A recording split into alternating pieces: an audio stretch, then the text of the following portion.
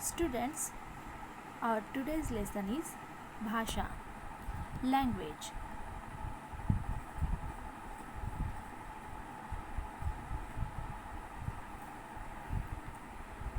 बच्चों, हम सोने से लेकर जागने तक, घर से लेकर घर के बाहर तक, परिवार के सदस्यों से लेकर बाहरी लोगों तक अपनी बात समझाने या फिर दूसरों की बात समझने के लिए भाषा का प्रयोग करते हैं, है ना।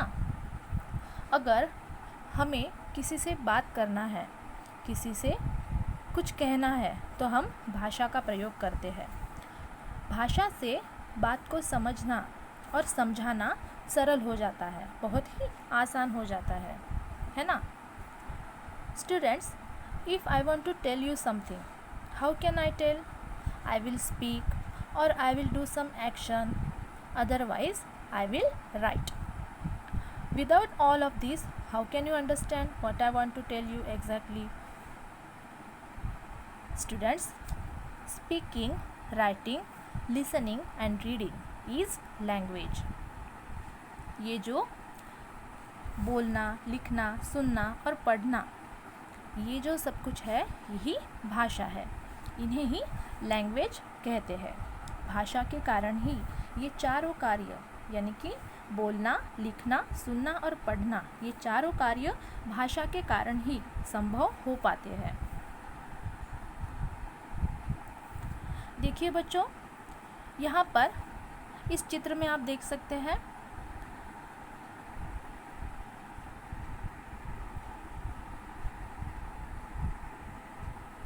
यहाँ पर अध्यापिका बच्चों से कुछ कह रही है। अगर अध्यापिका को बच्चों से कुछ पूछना है तो वो किस तरह से पूछेंगी? अगर आपको सामने खड़े किसी व्यक्ति को अपनी बात समझानी है तो आप किस तरह से समझाओगे? अगर आपको आपके मम्मी पापा, भाई बहन, इनको कोई बात बतानी हो तो आप क्या करोगे? अगर ट्रैफिक पुलिस का सिपाही या फिर क्रिकेट में जो अंपायर होते हैं, वो अपनी बात किस तरह से समझाते हैं? क्या आप इन सभी प्रश्नों के उत्तर जानना चाहते हैं? तो आइए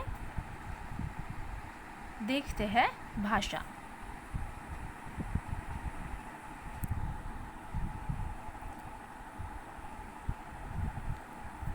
देखिए बच्चों, भाषा वह साधन है जिससे हम अपनी बात दूसरों को समझा सकते हैं, और या फिर हम इस तरह भी कह सकते हैं कि जिस साधन से हम अपनी बात दूसरों को समझा सकते हैं और उनकी बात समझ सकते हैं, उसे भाषा कहते हैं, है ना।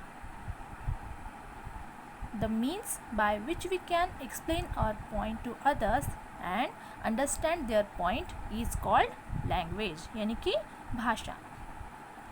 अब बच्चों, इसी भाषा के दो रूप होते हैं। इसी भाषा को दो रूप में विभाजित किया जाता है। इसमें से पहला है लिखित भाषा, यानी कि रिटन लैंग्वेज। लिखित भाषा यानी कि लिखना और लिखा हुआ पढ़ना। और दूसरा रूप है मौखिक भाषा। मौखिक भाषा यानी कि बोलना और सुनना।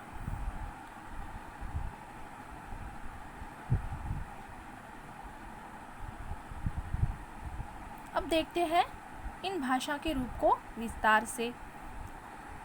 भाषा का पहला रूप है लिखित भाषा, यानी कि रिटन लैंग्वेज। ओके, तो लिखित भाषा किसे कहते हैं? जब हम अपनी बात लिखकर दूसरों तक पहुंचाते हैं और वे पढ़कर उसे समझते हैं, तो उसे लिखित भाषा कहते हैं।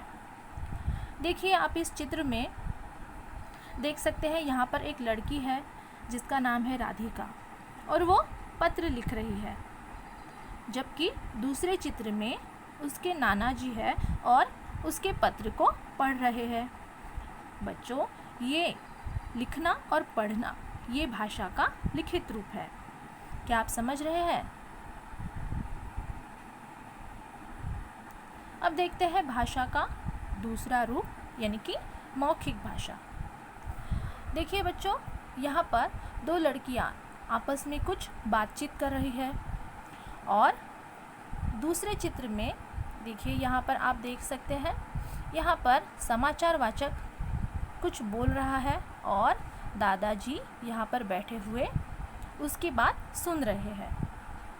तो बच्चों, इसे ही मौखिक भाषा कहते हैं यानी कि ओरल लैंग्वेज। जब हम अपनी बात बोलकर दूसरों को बताते हैं और उनकी बात सुनकर समझते हैं तो उसे मौखिक भाषा कहते हैं।